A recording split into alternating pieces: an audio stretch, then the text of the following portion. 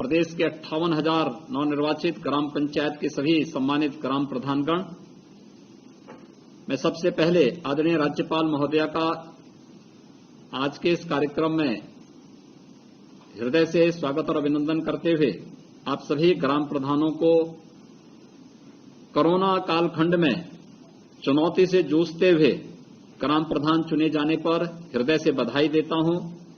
आप सबके उज्जवल और मंगलमय भविष्य की कामना भी करता हूं। मुझे प्रसन्नता है कि कोरोना से जूझते हुए भी आपने हिम्मत नहीं हारी और पूरी मजबूती के साथ इस अभियान के साथ लड़ते रहे।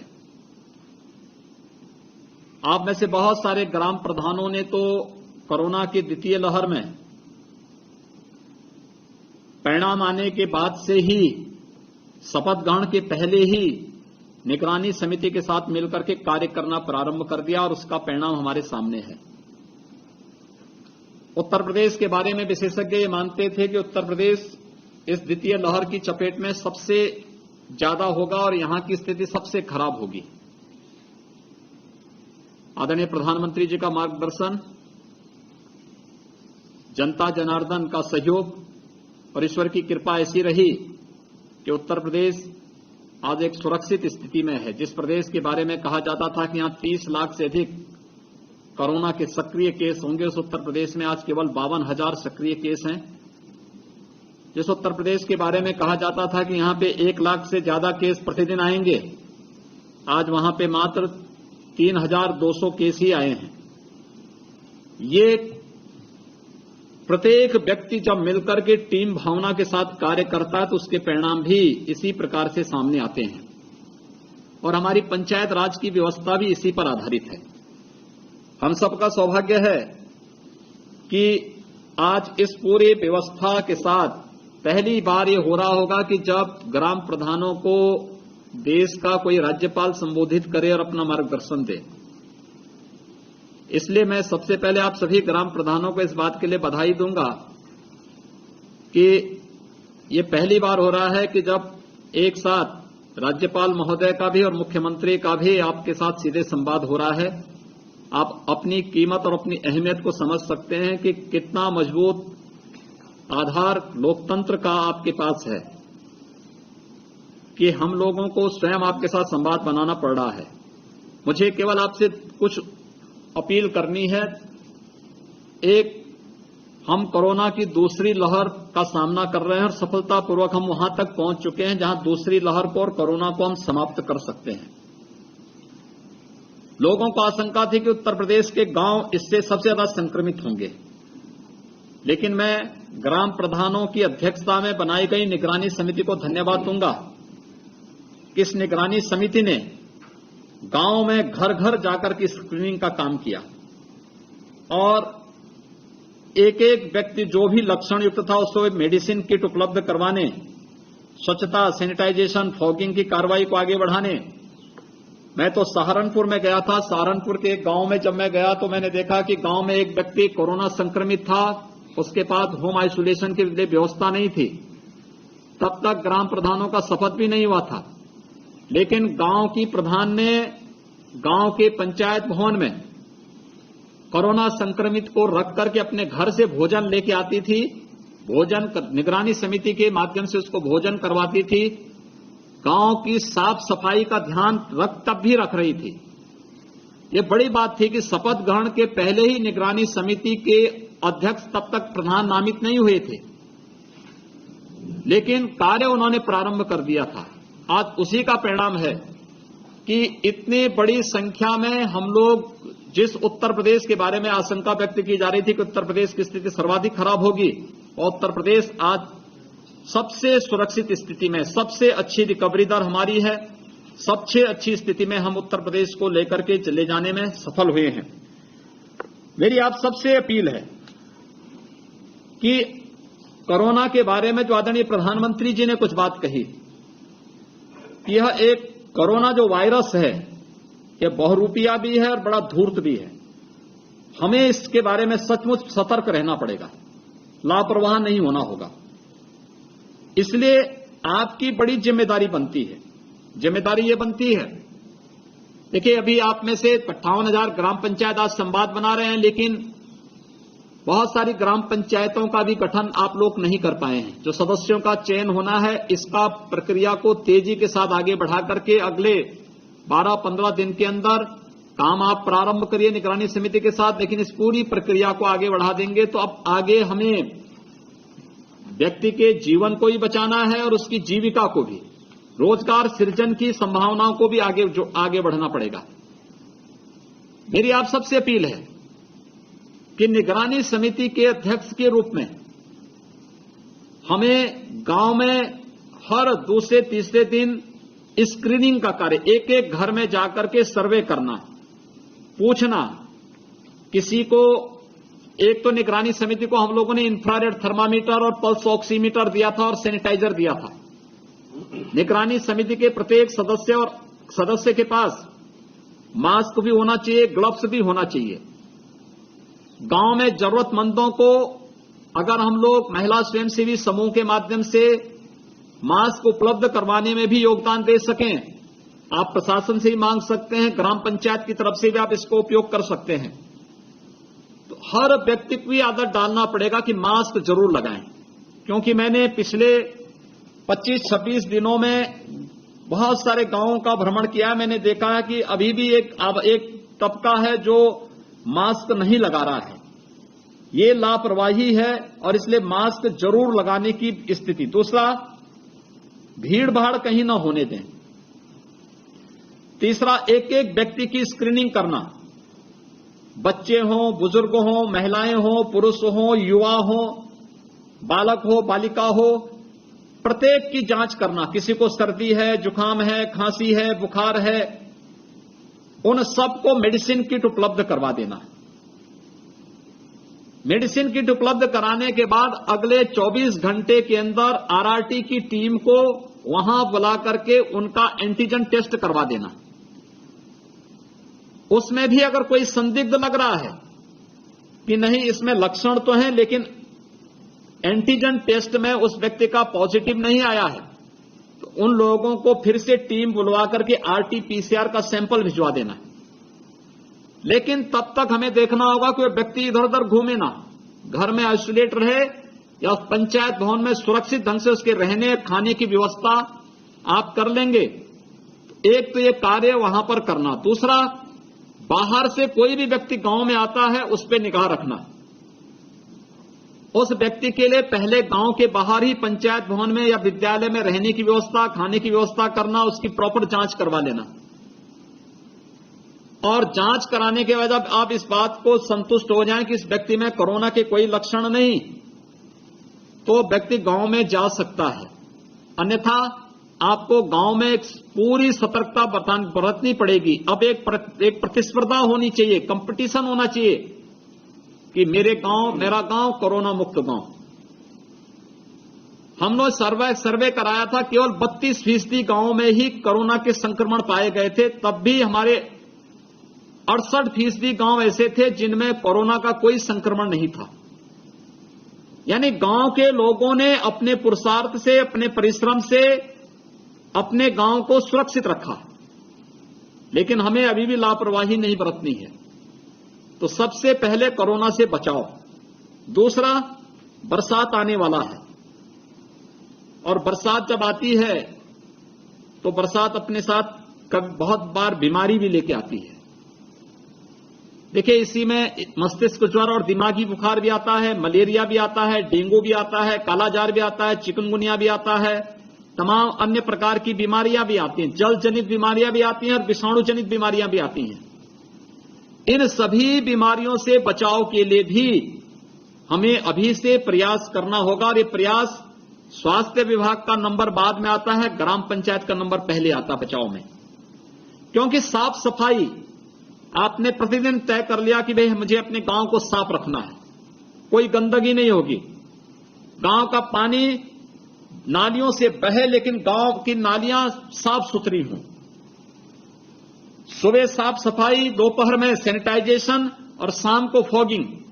अगर सप्ताह में ये 3 बार या 2 बार भी हो जाए तो गांव आपका दर्शनीय हो जाएगा। लोग वहां देखने के लिए आएंगे। तो साफ सफाई पर हमें विशेष ध्यान देना पड़ेगा, अपने गांव में सैनिटाइजेशन पर ध्यान देना पड़ेगा। ये कार्य हमें गांव में करना पड़ेगा। अगर इन कार्यों को आप कर देंगे तो मलेरिया आपके गांव का कुछ नहीं बिगाड़ पाएगा, मस्तिष्क ज्वर कुछ नहीं बिगाड़ पाएगा, डेंगू कुछ नहीं कर पाएगा, और अन्य तमाम प्रकार की जो जल जनित बीमारी या विषाणु जनित बीमारी है या डायरिया है, हैजा है, ये कुछ नहीं बिगाड़ पाएगा। हमें केवल ध्यान देना पड़ेगा। तीसरा मेरी आपसे अपील है, सरकार ने व्यवस्था की है कि हर गांव को शुद्ध पेयजल मिले, फिर भी अगर गांव में शुद्ध पेयजल नहीं है, हम अपने गांव में देख सकते हैं कि गांव में अगर लोगों को नल का पानी पीना पड़ रहा है, हैंडपंप का पानी पीना पड़ रहा है, पानी शुद्ध नहीं है, हम उसको गर्म करके छान करके पिए, आप देखना कोई डायरिया या हैजा नहीं हो सकता, कोई भी जल जनित अन्य बीमारी नहीं हो सकती। हम लोगों को इसके लिए प्रेरित करें, गांव पंचायत छोटी छोटी समूह बना करके गांव में इसके बारे में बताएं। एक प्रतिस्पर्धा होनी चाहिए, अपने गांव को स्मार्ट विलेज के रूप में कैसे हम विकसित कर सकते हैं। इसमें सरकार भी सहयोग, केंद्र सरकार ने केंद्रीय वित्त आयोग का पैसा गांवों को दिया है, राज्य सरकार का पैसा, राज्य वित्त का पैसा भी आपके पास पड़ा हुआ है, 10,000 करोड़ रुपए इस ग्राम पंचायतों में पड़ा हुआ है। इस पैसे का सही सदुपयोग, मेरे गांव का विद्यालय साफ सुथरा रहे, उसकी बाउंड्री हो, मेरे ग्राम पंचायत में खेल का मैदान होगा, मेरे गांव में जूनियर हाई स्कूल है तो उसकी साफ सफाई, रंगाई पुताई, मेंटेनेंस, चिकित्सालय है तो उसकी साफ सफाई, वहां पर जाने का सड़क, कनेक्टिविटी, वहां पे बिजली, कहीं जल जमाव न हो, विद्यालय हो, चिकित्सालय हो, पंचायत भवन हो, साफ सुथरे रहने चाहिए, वहां पेड़ नहीं उगे होने चाहिए, गंदगी नहीं होनी चाहिए। जब गंदगी होती है, पेड़ उगे रहते हैं तो लोग उसके बारे में गलत धारणा बनाते हैं, और हम लोगों को ये चीजें कतई नहीं होनी देनी है। इन चीजों को हम लोगों को वहां पे लोगों को बताना पड़ेगा।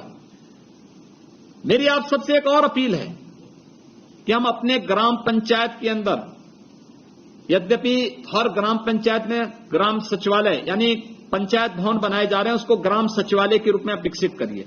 जहां पर कार्य चल रहे हैं, तेजी के साथ उस कार्य को संपन्न करवा करके ग्राम सचिवालय का निर्माण समय से करते हुए हम एक व्यवस्था सुनिश्चित करें कि ग्राम सचिवालय का कार्य समय सीमा के अंदर पूरा होने, और उस कार्य को पूरा करने के साथ ही वहां पे कंप्यूटर लगाना, इंटरनेट का कनेक्शन देना, गांव के ही कुछ युवाओं को उसके साथ ट्रेनिंग दे देना, जो गांव के लोगों को ही कॉमन सर्विस की सुविधा वहां पर उपलब्ध करवा सकें। बैंकिंग कॉरेस्पॉन्डेंट सखी ग्राम पंचायतों में भर्ती हुई होंगी या हो रही होंगी, उनको वहां पे बैठने की व्यवस्था करना। बहुत सारी गतिविधियां आप एक जगह से संचालित कर सकते हैं। गांव में पब्लिक एड्रेस सिस्टम के माध्यम से कोरोना के बारे में, मस्तिष्क ज्वर के बारे में, दिमागी बुखार के बारे में, मलेरिया के बारे में, अन्य कार्यों के बारे में भी 3-4 बार जानकारी दे सकते हैं। सुबह शाम अच्छे भजन, राष्ट्रभक्ति के गीत लोगों के सामने बजा सकते हैं, लेकिन उसमें सबकी सहमति हो तभी करना चाहिए। इन चीजों को अगर आप व्यापक प्रचार प्रसार करेंगे तो गांव में आप देखना कि गांव आपका शहर से अच्छा हो जाएगा।